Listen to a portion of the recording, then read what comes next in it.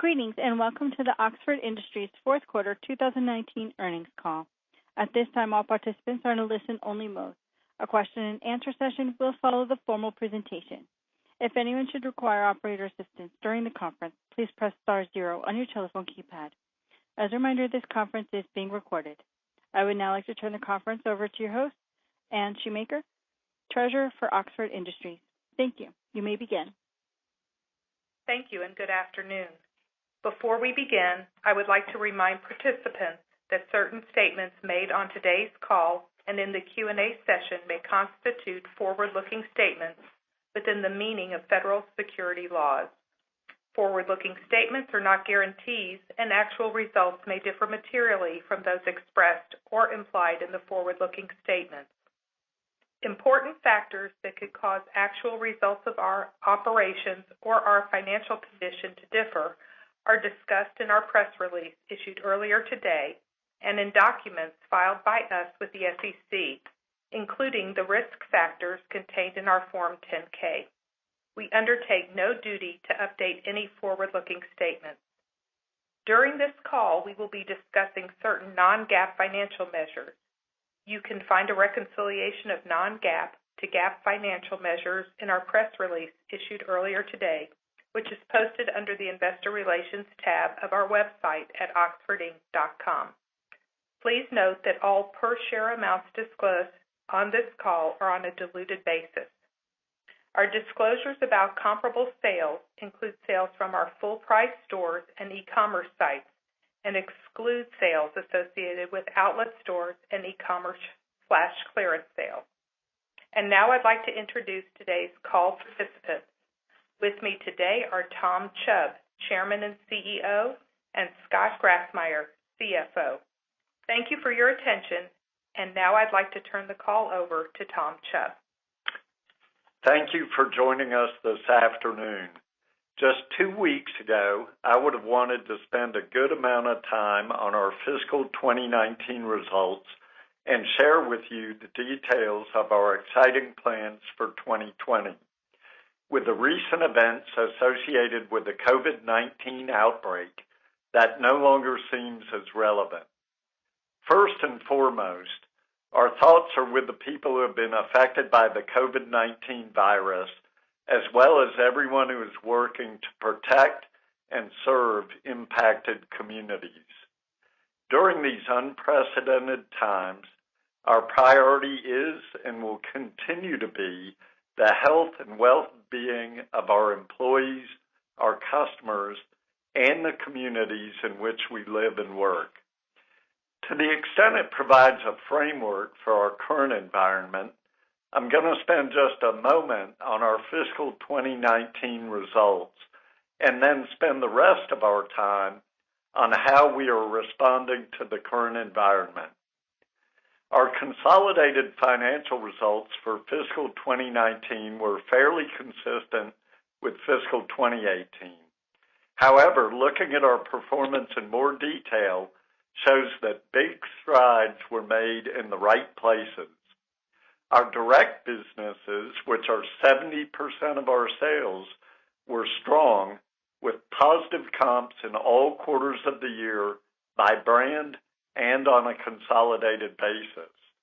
Importantly, our e-commerce business led the charge with 10% year-over-year growth, an 11% comp, and now represents 23% of sales.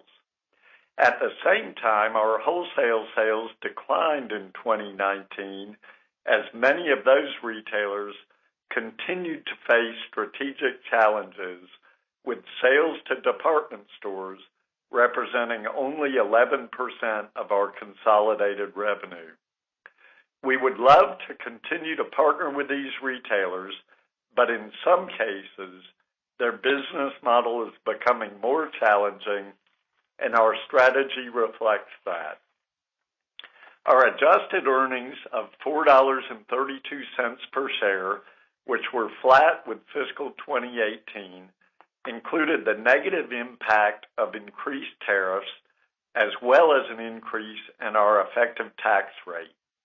Importantly, as we ended the fiscal year with very strong liquidity, including $53 million of cash and no borrowings under our $325 million asset-based credit facility. Which leads us to the topic of the day. In our 78-year history, Oxford has weathered many crises, and we are highly confident in our ability to weather the impact the COVID-19 outbreak is having on our business and the retail marketplace.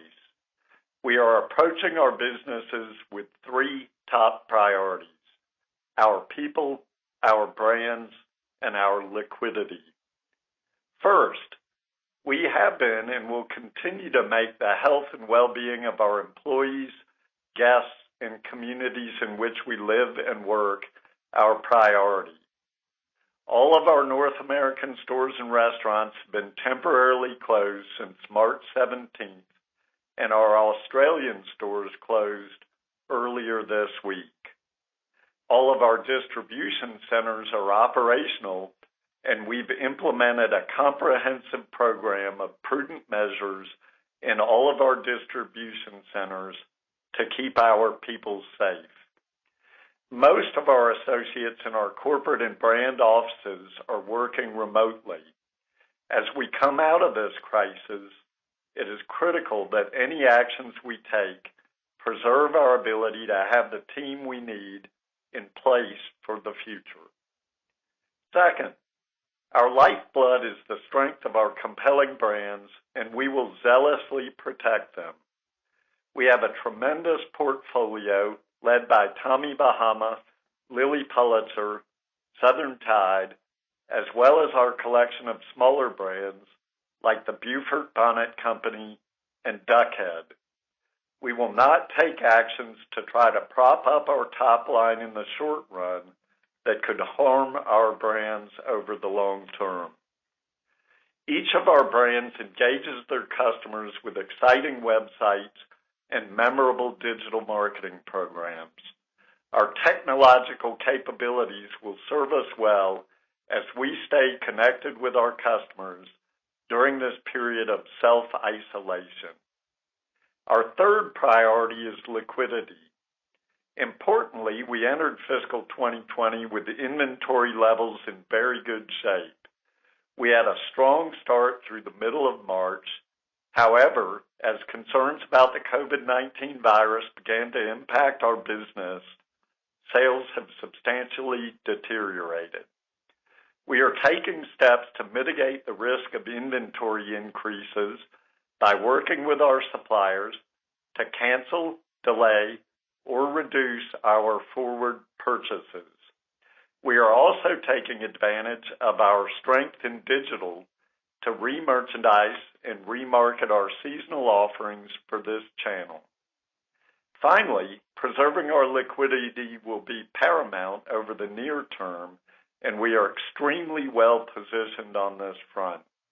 As I mentioned earlier, we entered 2020 with over $50 million in cash and an undrawn $325 million credit facility. To further bolster our cash position and maintain our high level of liquidity, we have drawn down $200 million from the facility. On the expense side, we are pulling levers across most spending categories. One of the largest is employment costs, which were approximately $260 million in fiscal 2019. As store and restaurant closures persist, we are using furloughs and layoffs as needed and warranted. Where possible, our plans will include preserving employee benefits, at least for a period of time. At all times, our priorities will be protecting the health of our employees and ensuring Oxford remains well positioned for the future. Today, Tommy Bahama announced a furlough of most of its retail and restaurant team to begin on March 31st. Through March 30th, these employees will have received full pay and benefits. During the month of April, Tommy Bahama will continue to cover the cost of benefits for furloughed employees. These are very difficult decisions, and we are looking forward to the time when we can welcome back our employees and our guests. We are also focusing efforts, including partnering with our landlords as appropriate, on mitigating our occupancy costs, which were over $100 million last year. Marketing expense, which was over $50 million last year, is being addressed in phases. Our reliance on digital marketing affords us opportunities to quickly modify our messaging and our spend as needed, while continuing to stay engaged with our customers and generate traffic for our e-commerce websites. Meanwhile, reductions are being taken in other areas, such as catalogs and photo shoots. Also, other variable costs, such as credit card transaction fees, royalties on licensed brands, sales commissions, packaging, and supplies, were approximately $50 million in fiscal 2019. All capital expenditures are being reevaluated, with many, including new store openings and remodels, as well as certain IT projects, being deferred in this uncertain environment. And our board of directors reduced our quarterly dividend from 37 cents a share to 25 cents per share. We believe these measures, among others, position us well to successfully navigate through these unprecedented times. Importantly, I want to acknowledge our teams of talented, hardworking, and resilient men and women, many of whose lives are being disrupted in ways which we couldn't have imagined only a few weeks ago. Ultimately, it's the character and the quality of our people that will help us navigate these troubled times. By focusing on our people, our brands, and our liquidity, we are confident in our ability to continue our history of delivering long-term shareholder value. Melissa, we're now ready for questions. Thank you. If you'd like to ask a question, please press star 1 on your telephone keypad. A confirmation tone will indicate your line is in the question queue. You may press star 2 if you'd like to remove your question from the queue. For participants using speaker equipment, it may be necessary to pick up your handset before pressing the star key. Our first question comes from the line of Paul Lejuez with Citi. Please proceed with your question. Hey, thanks. It's Tracy Kogan filling in for Paul. I had 2 questions. The first is on your inventory. Your inventory levels look to be in good shape. I was just wondering if there was any difference in levels by brand, and then was wondering how your discussions with your retail partners are going and how they are planning inventory for the remainder of this year. And then just secondly, what is your maintenance CapEx level? Like, what level can we think of as where you might fall out this year if you get rid of some of those discretionary things you spoke of? Thanks. Okay, thank you very much, Tracy. And I'll tackle the wholesale partners question and then let Scott talk to you a little bit about inventory by group and how low we might be able to go with the capital expenditures. On the wholesale front, obviously at this point, I would say probably the majority of our customers, if not overwhelming majority, are closed in their bricks and mortar stores.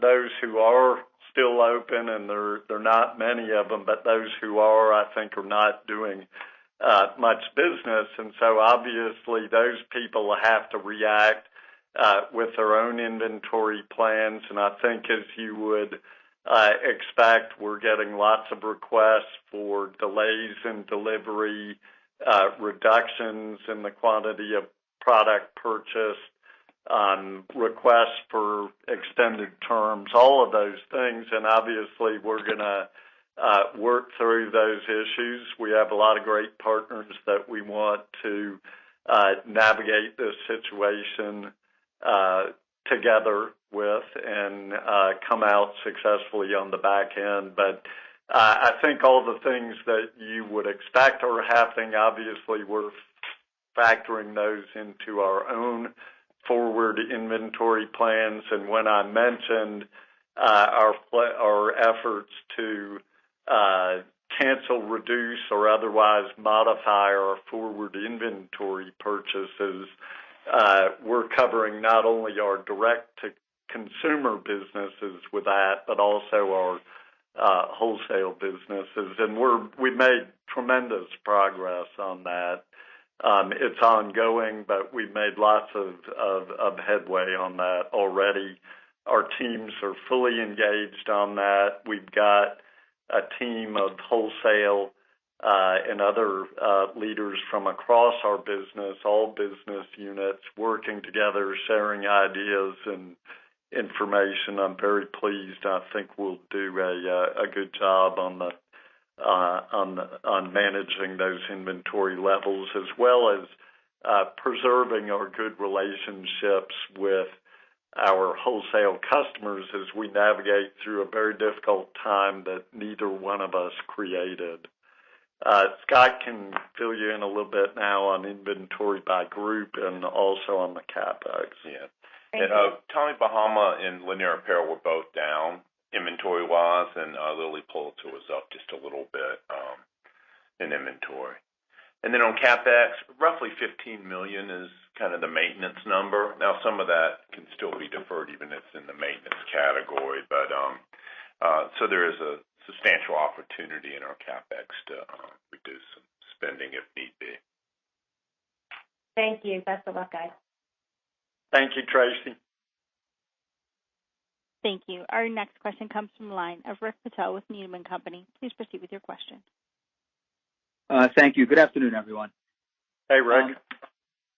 Have you seen an acceleration in online sales since your stores closed in mid-March? I'm just curious if the restrictions on travel have consumers in a holding pattern in terms of buying anything right now. And to what extent are you using digital channels today to manage store-level inventories? So, with respect to what we've seen in e-commerce, I would say overall it's been down a bit. Our products are and our brands are highly discretionary, as you know. They're highly correlated with social events, social activity, and travel. So in the early phases of this, overall we've seen a bit of a downturn in e-commerce. That said, it has been a little bit uneven, and in some places we're seeing very strong business and good response to some very creative marketing things that our brands are doing.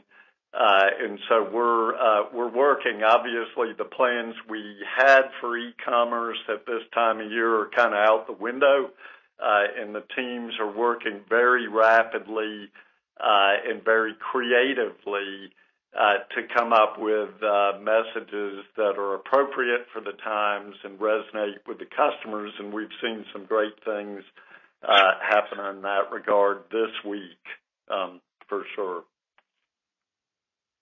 Great. And then also a question on the wholesale channel. How much of your first quarter business in this channel was complete before the virus concerns escalated in mid-March? I'm just curious how much of your wholesale business is a lock versus what's vulnerable to being canceled. I don't know that we have we didn't anticipate that question, frankly, Rick, and I don't know that I can tell you. It would have been a lot of it because people are obviously trying to get spring inventory on the floor for spring selling, and so we tend to be, I think it's fair to say, fairly front-loaded during the first quarter, but I don't know exactly how much. And then the other thing is that it takes a little while for retailers sometimes to put on the brakes. And, last week we were still shipping some wholesale. Now it was down, over what you would have normally expected, but we were still shipping it. That was down from the week before, and I would imagine that that'll continue to dwindle down, but it didn't dry up immediately. And last question on the Marlin Bar store openings for this year. Are they moving full steam ahead, or have you put the brakes on those? At the moment, the brakes are kind of on everything. We, as this thing really picked up steam, I guess going back 2 or 3 weeks ago, we put the brakes on all CapEx projects. Typically, we're approving things sort of a year in advance. Scott sent out a memo to all the groups that said, even if it was approved before, you need to check back in with us before you do anything. And so right now, everything's sort of on hold. But what we'll start to do is we get a little more clarity on where this thing is headed. We'll prioritize which things we want to release, and obviously critical maintenance things would be at the top of the list, but then beyond that, it would be projects that are actually going to be revenue generators. So some things in e-com and some things in retail and restaurant are probably the things. Yeah. And Rick, we did get the two Marlin bars opened in February. So Las Olas Boulevard, and we have one at Dania Point, both in South Florida. So those two did get open in early February. Thank you. All the best, and stay safe, everyone. Thank you, Rick. You too. Thank you. Our next question comes from the line of Ed Yruma with KeyBanc Capital Markets. Please proceed with your question. Hey, good afternoon, guys, and thanks for taking the questions. I guess first, I'm just trying to square the comments on, obviously you're managing receipts, but you're also kind of committing that you're not going to engage in, heavily promotional activity. Is it fair to assume you're going to pack away some inventory that doesn't move, or how should we think about kind of the exiting this and the disposition of inventory? One, two, I know that there's quite a bit of special occasion items that probably are going to be pretty weak. So if you could kind of contextualize how big of maybe the Lilly Pulitzer business that is, that would be helpful. And then three, I know you mentioned the Tommy Bahama furlough. Are you at this stage doing the same at Lilly Pulitzer? Thank you. Okay, so I'll try to tackle those three questions. And what we're doing on inventory, and this is one of the great bits of thinking that's come out of our team, is obviously we've got a time period right now where we'd be delivering product, and I don't even know if we could deliver it, but if we could, it'd just be sitting in the back room of the store collecting dust. So what our teams realized is that we can actually hold on to that inventory, cancel some deliveries that are due to come in later in the year, particularly in December, and then hold on to the inventory that was going to hit in April and drop it in December instead, having canceled the December delivery. This is requiring a little bit of re-merchandising. It's requiring a little bit of thinking about, how we're going to market and that kind of thing. But the product doesn't really look that different because in December we're shifting to early spring product anyway. And then there are many similar ideas like that are allowing us to take advantage of time to get rid of, or not get rid of, but to flow inventory properly without too much piling up and without having to get too extreme on promotional type activities. On the second question about special occasion dresses, those are obviously very important part of Lilly Pulitzer. Dresses in aggregate are, I think, about 40% of the business. And social dresses would be a significant part of that, although there are, day dresses, casual dresses, all kinds of other dresses too. But those typically are late fall, sort of holiday type is where we really get into that a lot. And we think we've got ample time to react to that scenario and change our merchandising assortment strategies a little bit to compensate for the fact that might not be quite as powerful a category for us. And then the last thing with respect to any employment actions that might happen. Look, as we said, we do not like disrupting people's lives. These are very, very difficult decisions for us to make. What we're trying to do is to preserve as many jobs as possible for as long as possible, and the big picture goal is to make sure that we navigate the company through this biologically sort of created situation so that all of us can have a good, job and career going forward. And so, I can't, we're sort of taking it on a week-by-week basis. And the actions that we ultimately have to take will depend in large part, really, on how long this goes on. Got it. Thanks so much, guys. Take care. Thank you. Ladies and gentlemen, as a reminder, if you'd like to join the question queue, please press star 1 on your telephone keypad. Our next question comes from line of Susan Anderson with B. Riley FBR. Please proceed with your question. Hi, thanks for taking my question. I wanted to follow up on Lily and Tommy's performance through mid-March. Did you say if both of them, I guess, were comping positive until they started to kind of fall off due to COVID-19? And then on the supply chain front, are your vendor partners fully up and running now in China, so there's no issues there?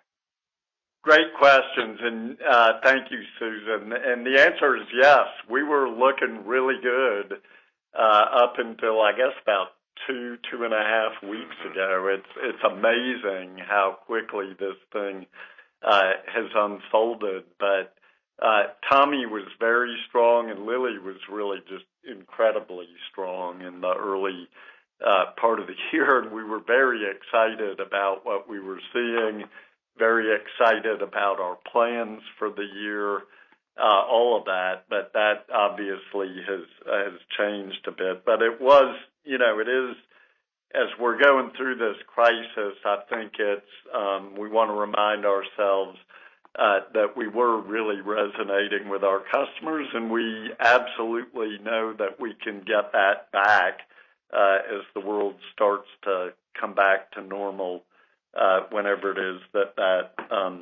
happens. And then the second question, the supply chain. Supply chain, great question too, because probably 5 or 6 weeks ago, that was what we were worried about with respect to the coronavirus. China was, under all kinds of restrictions at that point. Our factories were, not at anywhere near full capacity. We kind of worked through that, and as of 2 to 3 weeks ago, we were feeling very good about the supply chain side. China is fundamentally back in the supply business at this point, and we were down to the point where we thought it was sort of 5% or so of the product that might end up being late as a result of the problems on that end. So we felt like we'd sort of conquered that problem, and of course at this point it's not an issue at all. We can get everything we need, or at least we believe we can get everything we need. Great. Yeah, that's amazing how things have changed. I guess one follow-up, just trying to understand the inventory flows. So I guess when looking at your wholesale partners and trying to preserve the brand, are you thinking about keeping now, I guess, some of your inventory versus delivering it if they don't want it, or if they want to cancel orders, versus, I guess, giving them, markdown money to get rid of it at some point? Thanks. Well, those are complicated discussions, and you can delay, you can cancel, you can